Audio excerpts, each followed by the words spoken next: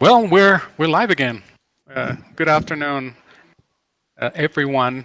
Good afternoon, Matt, Kim, as ever. It's a pleasure to be here with you guys today for another episode, another edition of DojoLIVE.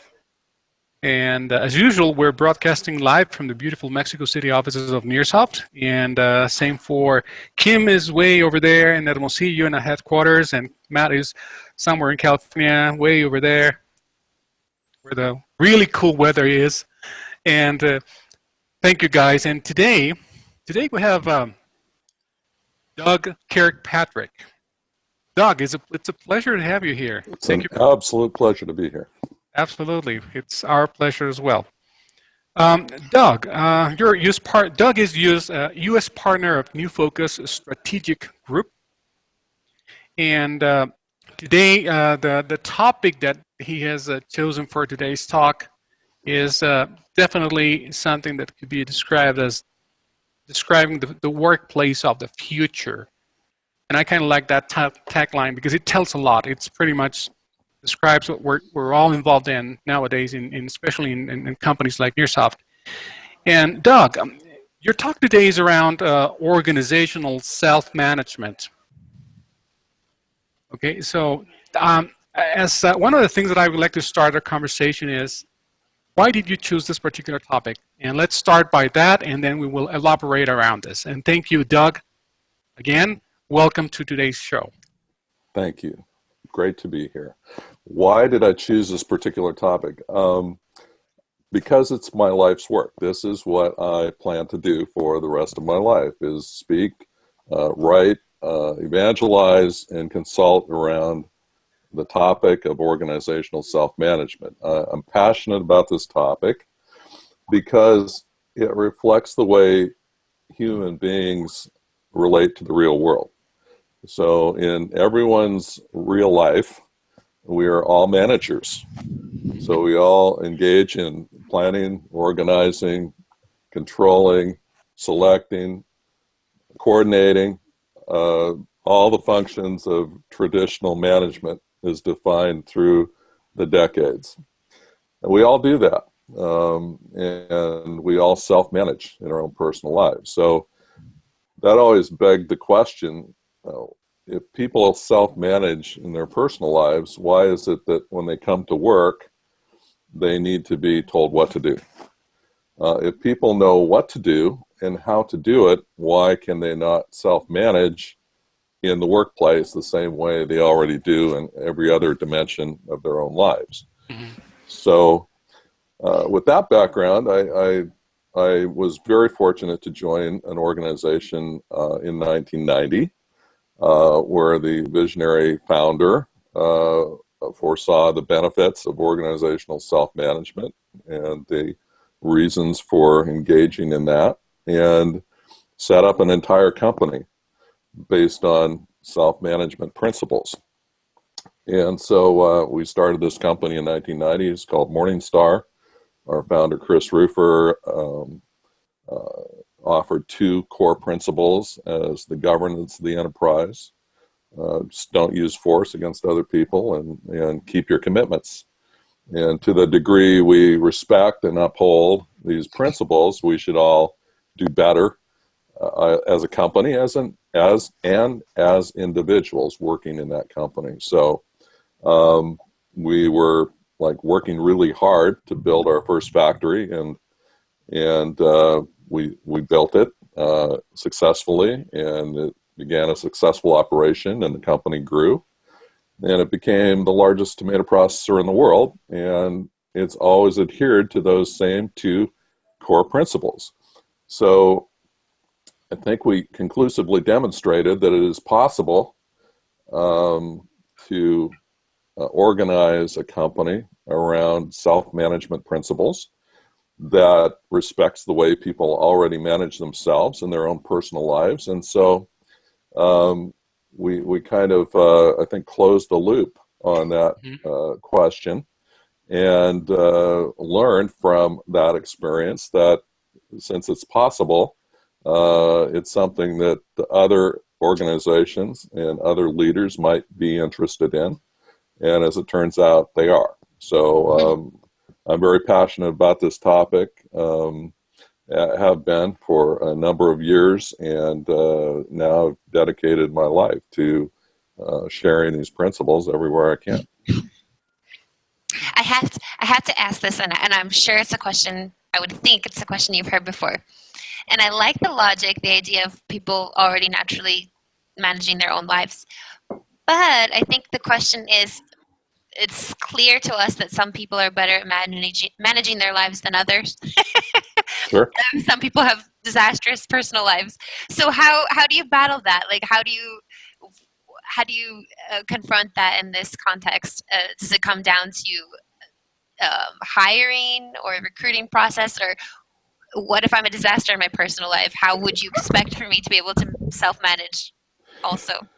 Well, we wouldn't necessarily.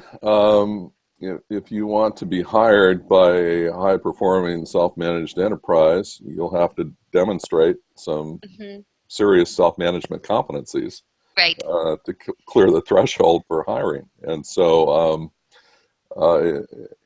I can tell you that in the self-managed companies I've been engaged with, the hiring process is extremely rigorous. And the people that do the hiring are the colleagues themselves, who would be working side by side with any new individual that was hired. And they're extremely careful to hire people who can demonstrate conclusively that they have the competency, the ability to navigate and perform in a self-managed enterprise. Interviews typically focus very quickly on subject matter expertise and skill and experience, and those issues are dealt with very quickly. The bulk of the job interviews that I've been participating in over the years have focused on the ability to navigate in the self-managed ecosystem. And what might be some type of questions, or how is that discovered? So we start with some competencies. So one is taking initiative.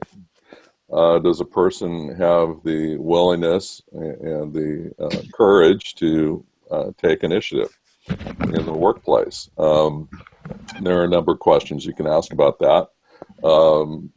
Typically, we look at share experiences. Tell us stories, if you will, of examples where you've shown initiative and what were the benefits and what were the results. So that's a very typical kind of area to explore. We look at the communication skills. So if a person happened to be in a hierarchy, did they communicate up and down the chain of command in order to keep others informed in the workplace?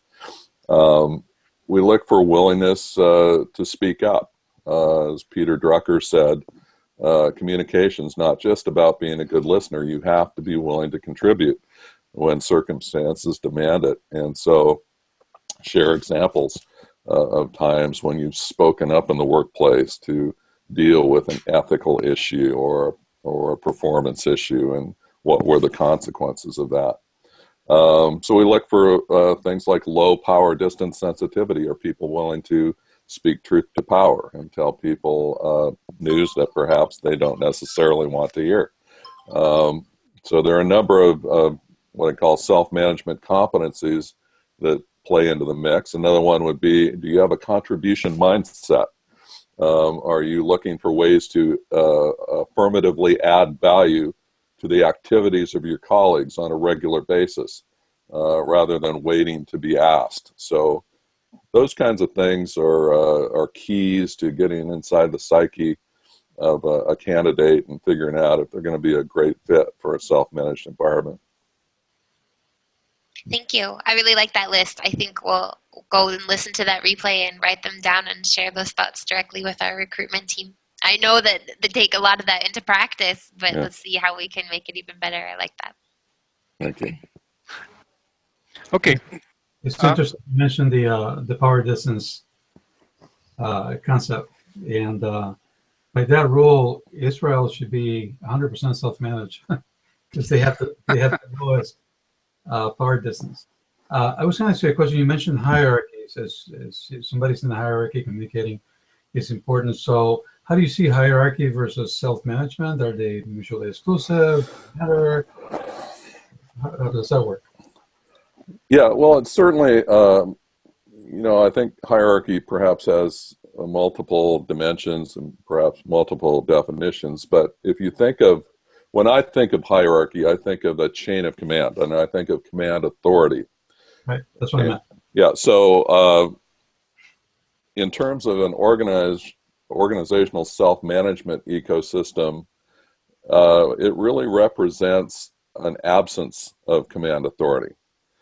It represents a system where everyone has an equal voice with respect to matters that affect them, and where there is no command authority, zero command authority, no authority for any individual to tell another individual to stop doing X and start doing Y, for example, and no unilateral authority to fire anyone.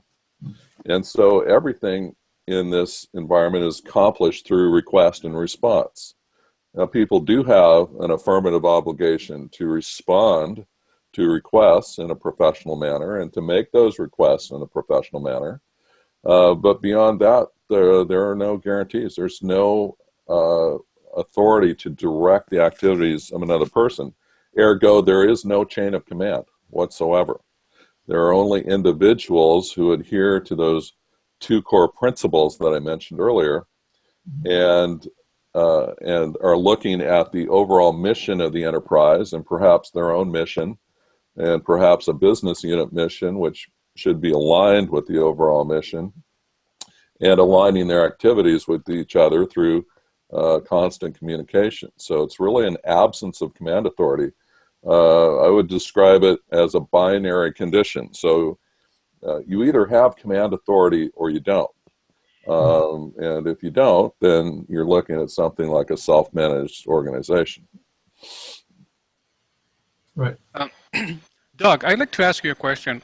You seemingly have spent a good chunk of time in different industries as a consultant. Which one would you say that has given you, let's put it this way, has given you the most amount of headaches when it comes to instilling the self-management idea in teams?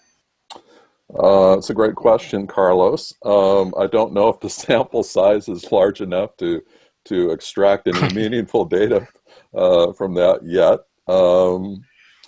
Or just the segments, just what types of industries? Yeah, so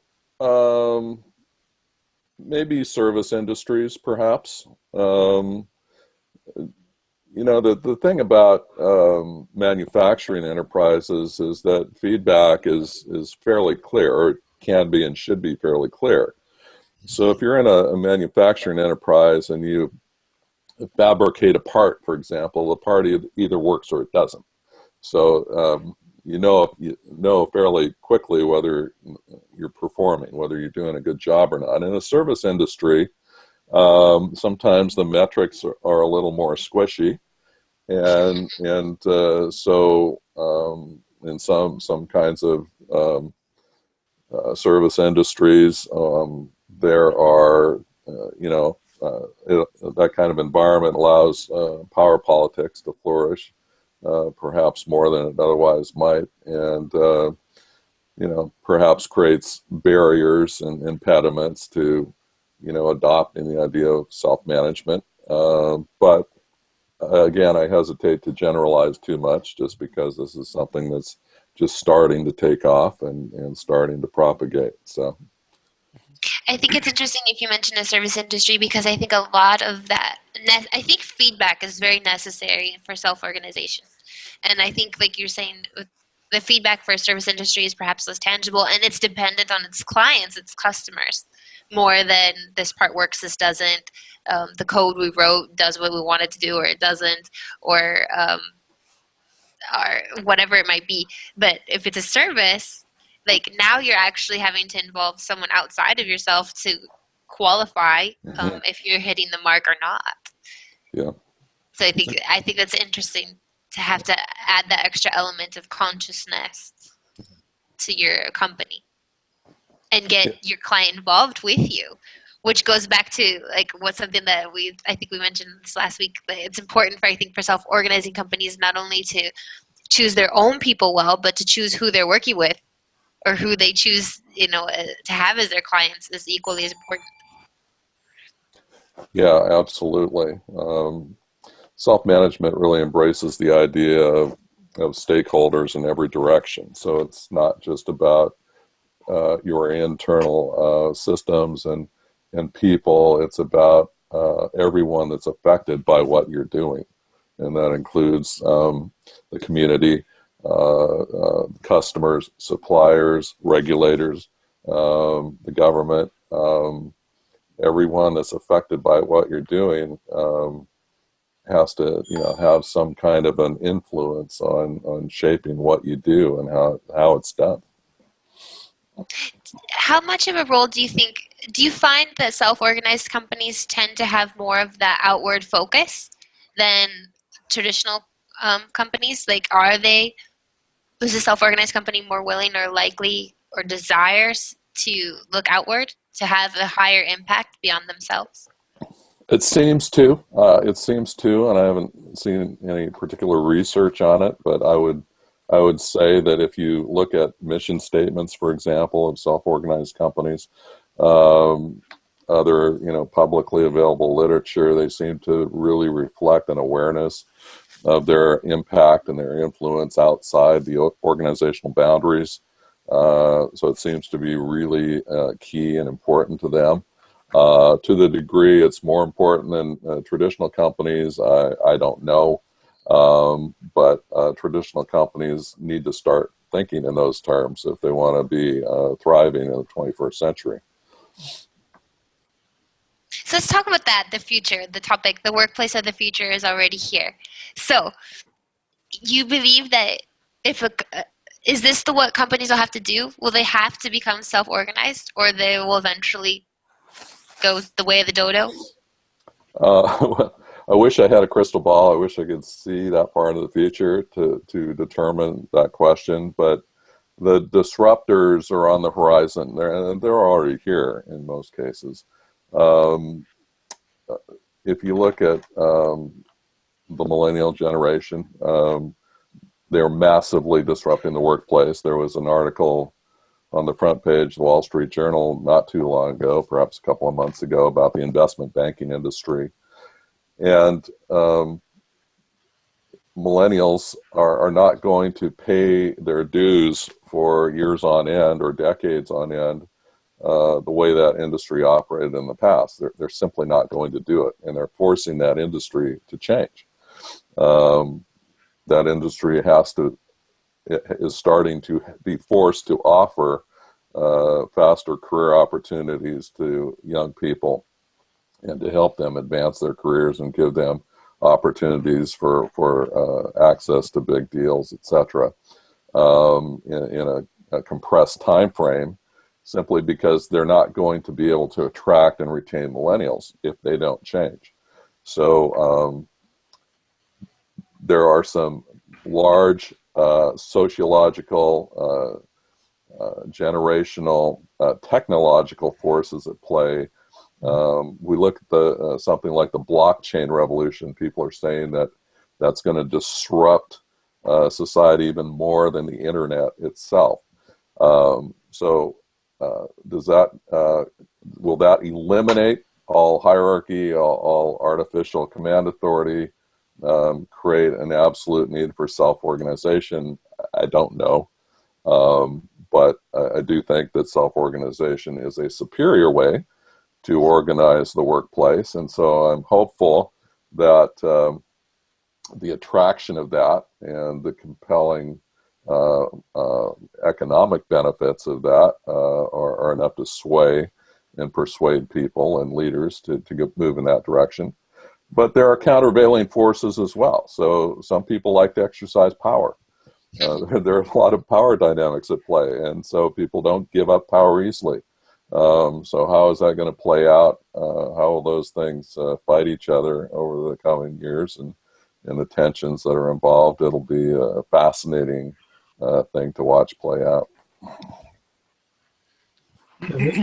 Yeah, we've seen in our own place the thing of people wanting to exercise power, and it's more out of not knowing what the alternative is. It's like, that's what they used to. That's what the parents did to them. The teachers did to them, etc. So, and that's what they display.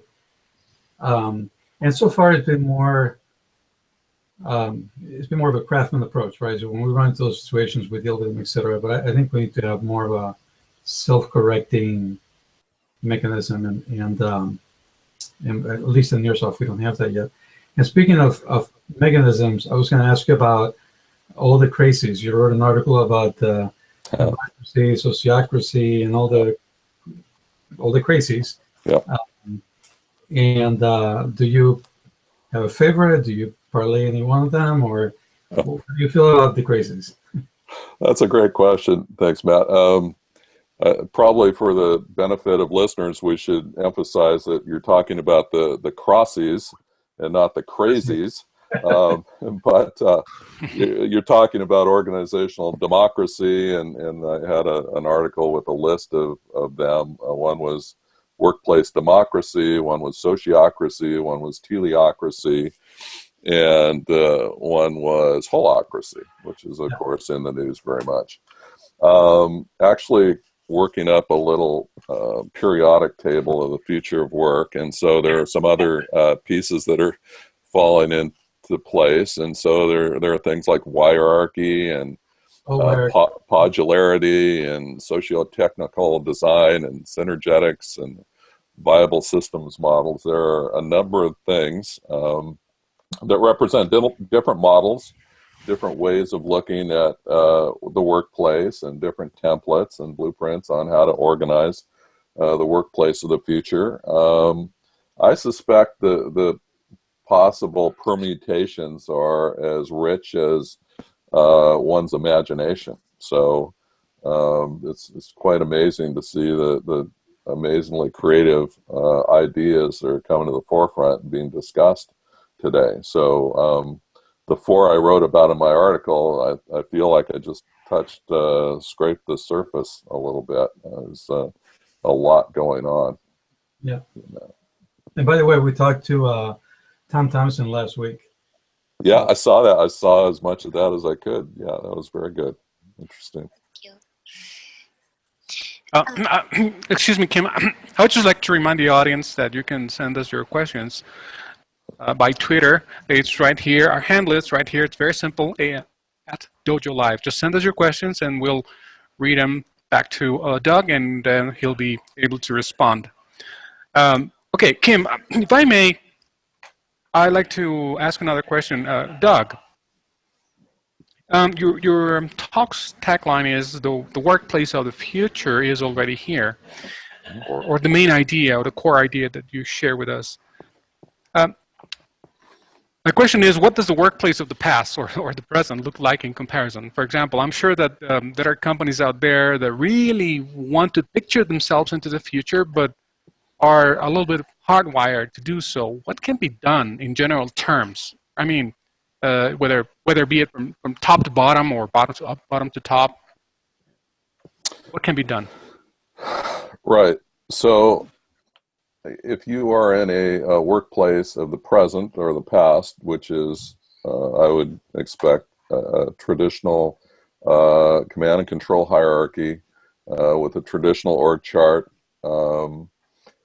where people are making decisions that affect other people with or without their input, then I think what companies need to do is to get educated. First of all, they need to understand that there are superior alternatives available and other models available that could provide superior results to the degree that leaders are creative and bold enough to understand them and experiment with them. So, number one, get educated, learn about some alternative ways of working. And then, secondly, I would run some experiments. So there's a really great leader at the Apollo Group in Phoenix, Arizona. Her name is Stephanie Gloden, and she's very visionary. She got a hold of my book, Beyond Empowerment, and she figured out how to implement organizational self-management in a 50-person business unit within her company. And she said it wasn't necessarily easy, but she was able to work with her leadership group and to figure out how to implement self-management in that business unit. And I met with them a couple of months ago, and it was just fascinating to go around the table and hear the stories of each one of her department leaders describe the journey that they undertook. And it took about 12 months, and they implemented it very successfully. So it's absolutely possible to run successful experiments, find out what works, learn from that, figure out how to adapt it to your culture, and then decide how to propagate it, if it makes sense. So I think that's key. Let's talk about that, like culture. I think it's a really popular buzzword these days, but maybe a lot of people don't know even what that might mean. Do you find that culture is something that we purposely cultivate, or something that you discover that already exists? Like, do you create it from the ground up saying, I want our culture to be this? Or do you look at what your culture naturally is and then mold it accordingly? Well, great question. And yesterday I was privileged to be at a conference, and I got to hear Edgar Schein. Dr. Edgar Schein is the guru of corporate culture, and he's written a number of books, including the Corporate Culture Survival Guide. And I got to hear him in person yesterday. And he defines culture as the shared tacit assumptions that guide and influence the way we work. Generally speaking, what made you successful is what people adopt as the guide rails of how they interact at work, and that becomes your culture. And culture can work for you or against you. So famous example was Digital Equipment Company, and they had a very collegial engineering culture. And it was a perfect culture for them when computers took had cycle times of years and cost $1 million each and took up a whole room or whatever. But when we moved to the PC and cycle times collapsed, that culture was not good for them. So, and it obviously no longer exists. So culture is really important. It's an existential issue. Can mean the survival of a business or not. And so companies absolutely have to pay attention to it.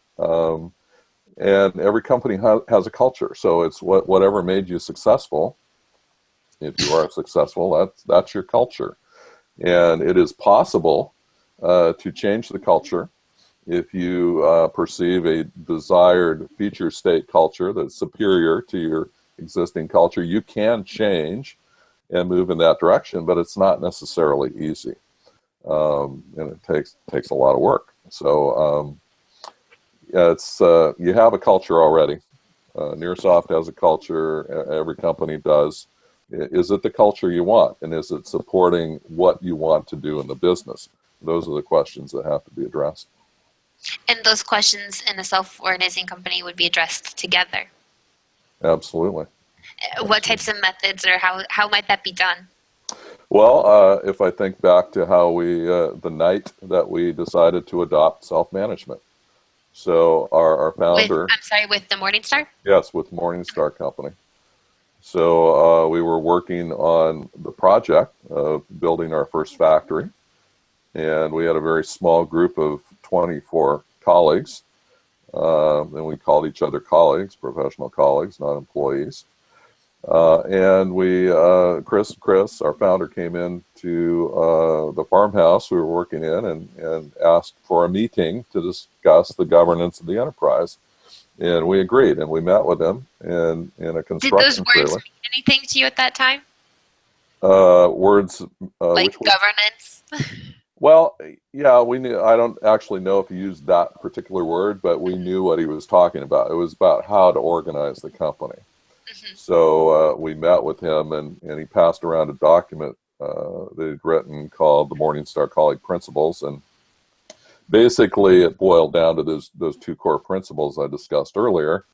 And we sat around and talked about them for a couple hours, and then we adopted them. And that was the moment that we adopted self-management. And it fit the culture because it was completely congruent with the way we were already working. And we were obviously a very small group of people, but working long hours and collaborating and communicating constantly. So it completely fit the existing culture, but it just codified it and made it clear that our intention is to adhere to these two core principles. And so that story that's part of our culture. We adopted the principles, and we became, I believe, a principle-centered company, and that's also a reflection of the culture. So, you can shape your culture through leadership and through storytelling, and through affirmative acts that align with the kind of culture you want to be. And that's one way to do it, is just have a discussion about it with the people that are affected. And how did you feel personally, like walking out of that farmhouse that night? Like, this makes perfect sense. Like, were you excited? Were you wondering to yourself if it was really going to work? Were you completely and fully on board? Or what was the general atmosphere? It's a great question. Speaking for myself, I felt on board completely. I think everyone else did as well. There were really no objections. That's what I remember very clearly is, does anyone object to becoming a principle-centered, self-managed enterprise? And no one did, because the principles are sound. They're two of the most fundamental principles of human interaction and the foundation of all law. So we didn't have any particular bases on which to object, and we discussed them thoroughly. And the other interesting thing is it really didn't affect our day-to-day work lives very much, because we were all working, 80 hours a week or 100 hours a week trying to get this factory constructed. And so it really didn't change the way that we worked in terms of getting work done with each other. So it fit like a glove, I would have to say. But you think it directly contributed to the growth and the success overall? It did over time. Like a perfect storm. Like, you happened to have a visionary and people who were behind him, and you defined it from the start, and then it grew accordingly. Yes, I absolutely would agree with that statement. As we grew, we added other factories. So another factory and then another factory. And at each growth phase, people that were steeped in the culture and lived and breathed the culture would seed the culture at the new location. So we were always propagating the culture and moving it forward and moving it outward. So it definitely laid a good foundation for growth over the years in the business. We have a question from the audience, and this one came from Jose Carlos. Jose Carlos is asking you, Doug, the following: which of the four crassies, like democracy and the four crassies of the future, would you consider is more mature? More mature. That's a great question. I guess I'd have to say sociocracy, just because it's been around so long. You can look sociocracy up on Wikipedia and get the whole history of it. It's I think was conceived decades and decades ago. Yeah. So the concepts, the theories, the ideas have been around for a very long time. So I guess for maturity, I'd pick sociocracy, and that's basically embodied by John Buck, who has written a book about sociocracy and its principal exponent. Any companies that you know running in that structure? You know, I wish I did, Matt. I don't. I can't pull those out of my head right now. Oh, but there are. I mean, are you aware of any companies that are not by name, but I'm saying you run into those? Because I haven't. I've never found anybody who's actually practicing it. Okay. Yeah, I can't think of any companies off the top of my head. So. Okay, Well, we have another with question. This question. I just want to throw this out because I actually had Go to ahead. Google this myself. But it's interesting. I believe Jose Carlos was able to get this question for you based off of a blog that you wrote for the Huffington Post. Is what I'm looking at. So for those of you who are interested, check it out. It's entitled "The Four Crises," CRACIES, of the Future of Work. And that's in the Huffington Post, right? Right. Cool. Okay. Thank you, Kim. Another question from the audience by Suzanne Dagley. I hope Suzanne, please bear with me. I hope I pronounced your last name correctly. Dagley, Suzanne Dagley. She's asking the following for Doug. Do you think there are pockets of self-management in companies now, and people don't realize it? Not such a big leap. I'm quoting. That is an excellent question from Suzanne Daigle. Suzanne Daigle is my business partner excellent. in NuFocus Strategic Group. Thank you. So thank you for that question, Suzanne. That's a great question. Yes, absolutely. There are pockets of self-management in companies. Absolutely. I mentioned the Apollo Group the other a minute ago. But it was a part of the question that people aren't necessarily aware of it or thinking about it, or we're just asking if they exist. These pockets exist or not. Okay, thank you. He was asking you what the question was about. Yeah, what was the question, Carlos? Again, how was the question stated? Oh, I'm sorry. Okay. Sure. Do you think there are pockets of self-management in companies now, and people don't realize it? Yes, I do. Short answer is yes, I do. Definitely. Small business units, small teams, self-managed teams. There are absolutely pockets of self-management where people may not have an affirmative belief that it's a self-managed pocket, but it's operating that way, and so it's self-managed. Okay. I think the idea is maybe to raise that consciousness and then, hey, this is what we're already doing. Like, I think it helps to have a definition to something, just like it did with you guys, that farmhouse walkout. I'm like, okay, we're already doing this, but let's keep doing it, and let's base everything that we do in the future. And so I think defining something for yourself really helps. And then with those pockets that might exist, I think, like you already said too, like to seed, like, okay, keep doing what you're doing, and put the pressure on. See if you can't change the future of your own company, no matter where you are, or the bottom to the top or the top to the bottom.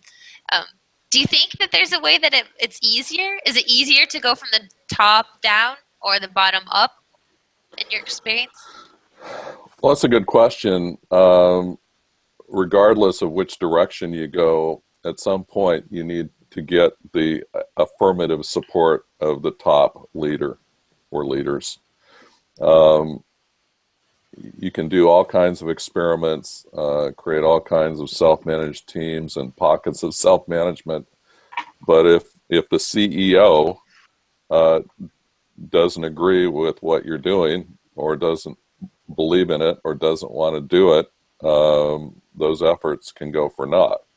So at some point, you will have to convince the top leader or leaders that this is something they should support. And ideally, they should support it with their budget. So they're not just saying, okay, that sounds good. Let's, why don't you talk to HR and work out a budget and a program. They need to support it, and they need to be on board and preferably enthusiastic about it for it to really take hold and to propagate. I think that's crucial. So let's get them enthusiastic. I kept you threw this word around quite a few times of superior methods. What's superior about it? What makes it better? What are the benefits? How does it win? First of all, it wins in terms of compelling economic benefit. So Gary Hamel has written about the management tax, and the management tax is the cost of bureaucracy. And it has to do not only with the direct costs of bureaucracy, but also the indirect costs in terms of the slow decision making and the permission steps and the delayed strategies that flow from having decisions and information flow up and down a chain of command. So if you think about a startup, a hypothetical startup, let's take a startup of 10 people, each of whom is making, say, $30,000 a year. In the United States, the typical span of control is 1 to 10. Now, some sources have different numbers, but let's just say the span of control of management is 1 to 10 on average. So those 10 workers typically will have a manager who will typically make 2 to 3 times more than they do. So now we have 10 workers making $30,000 a year and probably a $90,000 a year manager managing them. Well, I think we demonstrated at Morningstar is that you can give all of those 10 workers a raise to reflect the fact that each one of them is dealing with planning, organizing, controlling, selecting, and coordinating management. Give them all a raise of $5,000 a year. And then all of a sudden, you don't need the $90,000 a year manager. And you have people who are more motivated. And you have people, well, that's the other benefit is engagement. But now you've just saved yourself $40,000 a year. And so what's the net present value of that over a 5 or 10 year period? It starts to add up to real money. If that company grows to 100 workers making $30,000 a year, now you've got 10 managers making $90,000 a year. So you've got a $3 million worker payroll, a $900,000 manager payroll, but guess what? If your span of control is 1 to 10, now you need a manager for the 10 managers, probably making $250,000 a year. If you infuse management skills into each one of those 100 workers and clarify their roles and responsibilities, you don't need the layer of managers and you don't need the manager of managers, or better yet, you can redeploy them to do work that's actually productive. And you've just saved yourself maybe $400,000 a year.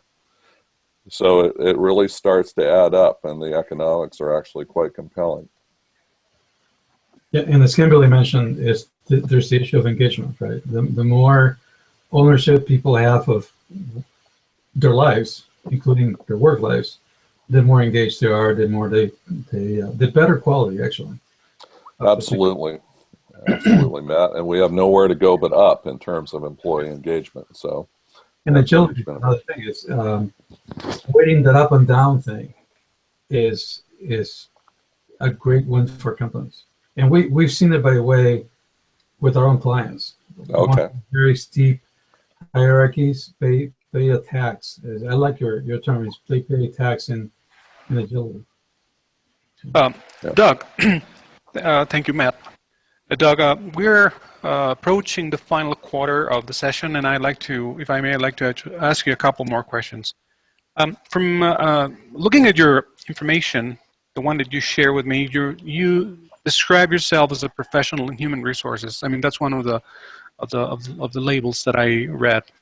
And from such a perspective, what do you think about this trend in many segments or industries where terms like human capital or resources hold like a mantra-like quality? Yeah, I'm really big on language, and the workplace of the future will demand a new vocabulary. So I mentioned earlier that we eschew in self-management, we eschew the idea of employees and use words like peers and colleagues and associates because those words can convey a sense of professionalism. The word employee, if you look at the literal definition of employee at dictionary.com, it's someone who works for another person for pay. Well, that's not why people work in a self-managed environment. They're working for a purpose. They're not working for another person, and they're not working just for pay, because lots of people choose to work electively in thriving self-managed workplaces and could perhaps make more money elsewhere, but they choose to work there because it's more fulfilling and more enriching to their lives. So the idea of language is really key, and it has a lot to do with framing the thought process, the mindset, and the culture. So words like human capital, oh my goodness, that's, you know, I don't even know where to go with that. Henry Mintzberg said, "I am not a human resource, I am a human being." And so that's kind of the battle cry of the new workplace, I think. Yeah. It's funny to mention that because I manage, well, I'm developing the internal content at Nearsoft. That's my main job here. And one of the words I came across was the idea of, like, we have to get rid of the word approve. Yeah. And I was like, how do I replace this? And it was the idea of, like, okay, we review it, we agree upon, we discuss, but nobody approves. Like, it's, you know, it's there's a group approval, but even that word in itself was like, you know what, we don't want that. That's taboo. So even something so simple and so common as a word can be something that you want to avoid. Exactly. And even if you take a word like empowerment, the reason I call my book Beyond Empowerment is because empowerment programs involve one person with power lending his or her power to another person, a subordinate who has less power. And the challenge with that scenario is that what you've loaned can be repossessed at any time, because the person that loaned the power still has power. So, you know, the whole idea of employee empowerment is in some ways an oxymoron. Yeah. I've been writing a series of very short blog posts, almost like tweets. They're all bad word of the day, and then I started with employee. The bad word of the day. Okay. I started with employee because employee not only is somebody who works for somebody else, it's the root of the word. Has the term ply in it. In other words, somebody who bends to the will of another. Right. And that it's always made me gag. And now, you know, I figure out why. But just give me two more words to write about. One is empowerment, one is subordinate. Yeah. I like the good words to write about. Yeah. Doug, finally, I mean, my final question before we jump into other items that we have to cover. Many organizations are encouraged to do whatever it takes to run like a well-oiled machine. Like, that's an expression. So what would you say from your standpoint? This is kind of a tricky question. Is corporate culture or self-management the oil, maintenance guy, the repair expert, or the fuel? You know, that was the idea behind the question that I formulated. So we can toss it if you want, but that was just what I had in mind. So can it repair, or does it sort of lubricate an organization so it can perform better? Yeah, that's better put. Yeah, I'm not sure it can repair. I think time will tell. We'll just have to see how some stories unfold going forward. It certainly reflects, you know, the way people already live their lives. So to the degree it reflects that and allows people to be themselves and to bring their entire selves to work, and respects fundamental human principles. Because again, if you imagine a world where everyone honors their commitments and where people do not use force or coercion against other people, that would be an amazingly fantastic world to live in. And people would enjoy a lot more happiness and harmony and prosperity. And we know that's not the world we live in necessarily, nor necessarily will it ever be that. But to the degree we approach that world, we are relatively better off. And so I'd like to think that if a company adopted a format like organizational self-management, it would be relatively better off. Okay, excellent. Thank you so much. And I apologize if I just wrongly worded my question, but that was the idea, and I think you answered it very, very, very nicely. Finally, I understand you'll be traveling to China soon, right, to talk about organizational management. Would you like to talk to us about it?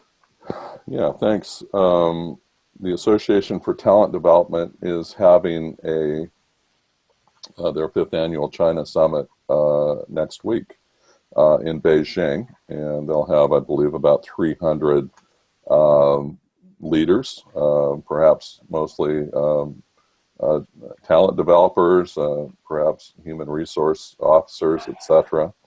And the theme of the conference is innovation. So it's an opportunity to talk about organizational innovation. And so I expect to talk about companies from the US, but there are also some amazing companies around the world, including in China. So I expect to talk about the Haier company, H-A-I-E-R. It's the world's largest appliance manufacturer.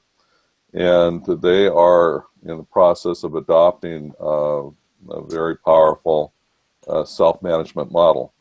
And they recently organized their 80,000 or 70,000 some employees into 4,000 or so small self-managed innovation teams, each of whom has a P&L and financial statements, and allowed people to propose ideas and innovations and seek to acquire resources to develop those innovations. It's quite an amazing story and a very powerful one, and not one that people are necessarily aware of. So very much looking forward to being in China and talking about this amazing Chinese company that's doing some amazing organizational innovation. So a Haier company is a Chinese company. Yes, based in Qingdao.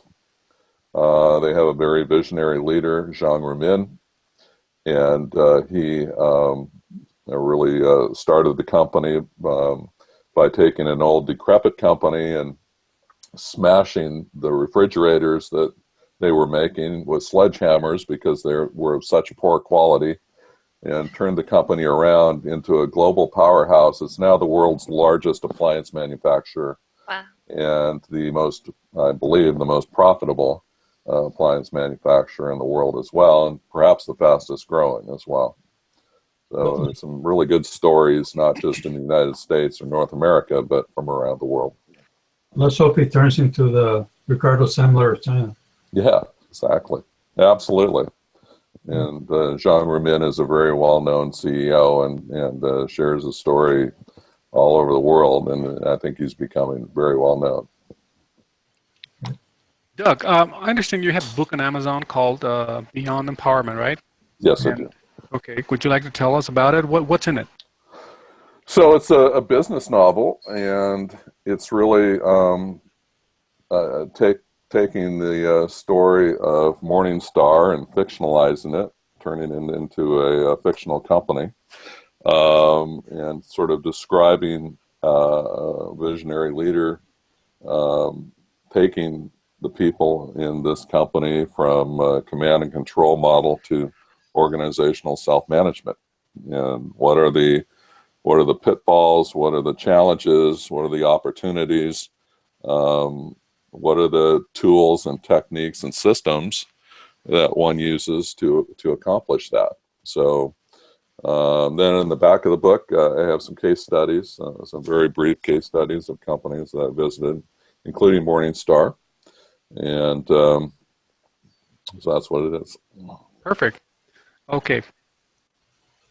I really love that. I just wanted to say I really like and appreciate, Doug, how throughout this whole talk, you're constantly bringing other companies and other people, your case studies, to light, and I think that really helps make self-organization tangible, human, achievable, and I really like just how that also emphasizes the idea of teamwork and the ability that it's not about me, it's not about Doug. This isn't my idea. It's something that I've witnessed and encourage and see.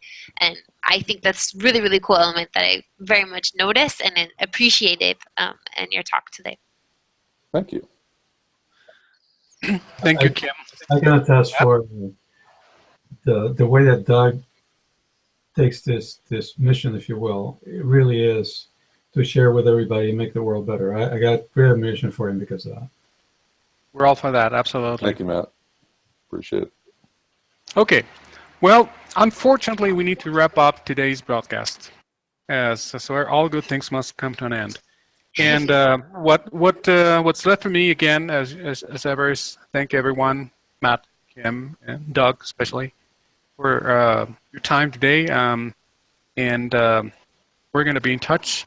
We'll be sending you a small token of appreciation by FedEx soon. Doug, and again, thank you for having agreed to be here with us today. Are there any final words of wisdom that you would like to leave our audience with? I would encourage people to do some reading on different ways of working, become educated, and try some experiments, because only through experimenting can you really learn what's going to work for you and your culture. Absolutely. Experiment, that would be the key word. Yeah. Great. All right, well, thank Matt you will all. add that to his good word list. Great. Yeah, we should put together a good word of the day to balance things out in the end, Matt. So there's a homework. When I feel optimistic, I'll start writing it. Very good. Okay. Well, thank you so much, Doug, Kim, Matt, as ever, and we'll be in touch. And please get the word out about DojoLIVE. We're going to have a very fine roster of culture-related topics for the coming weeks, and actually for the remainder of the year, which is season 2. So please get the word out. DojoLIVE, dojo.nearself.com. Thank you, everyone. You have a wonderful day, and we'll be in touch. Thank you, Doug. Thank Bye, you very everyone. much. Good luck. Take Bye. care.